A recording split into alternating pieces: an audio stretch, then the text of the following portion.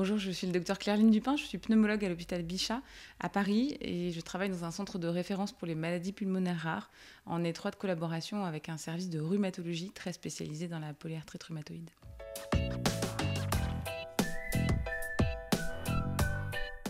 En tant que pneumologue, je rencontre des patients atteints de pneumopathie interstitielle diffuse associée à la polyarthrite rhumatoïde dans deux types de situations.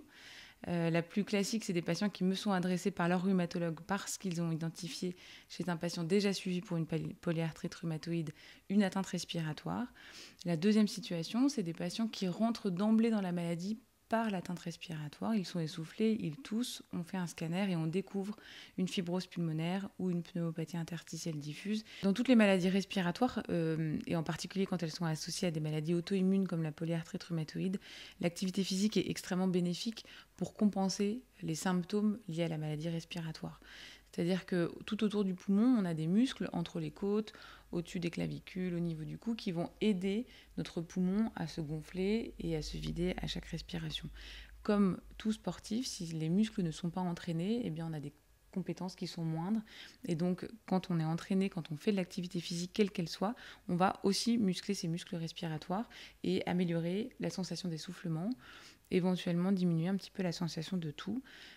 Lutter contre la sédentarité dans les maladies respiratoires, c'est indispensable pour améliorer sa qualité de vie au quotidien. Activité physique, ça ne veut pas forcément dire sport, c'est-à-dire que faire le ménage chez soi, c'est déjà de l'activité physique. Faire son lit, c'est déjà de l'activité physique. Sortir, acheter sa baguette de pain à pied plutôt qu'en voiture, c'est déjà de l'activité physique. Et tous ces efforts-là, ils sont valorisés si on les fait régulièrement avec une amélioration de sa sensation respiratoire. L'activité physique, elle peut éventuellement être faite dans le cadre de programmes de réhabilitation respiratoire, soit en ambulatoire, c'est-à-dire qu'on dort chez soi, mais on va faire des séances de kinésithérapie dans un centre spécialisé à intervalles réguliers, soit dans le cadre d'hospitalisation dans des centres de réhabilitation respiratoire où on est généralement 3 semaines, 1 mois avec d'autres patients qui vont faire avec nous un certain nombre d'activités. Donc ça peut être du gymnase, ça peut être des sorties en extérieur, ça peut être de la musculation, ça peut être aussi des ateliers de diététique parce que nutrition et activité physique vont évidemment ensemble. Et puis ça peut être tout un tas d'autres choses dans les programmes de réhabilitation comme un soutien psychologique, de l'ergothérapie, etc.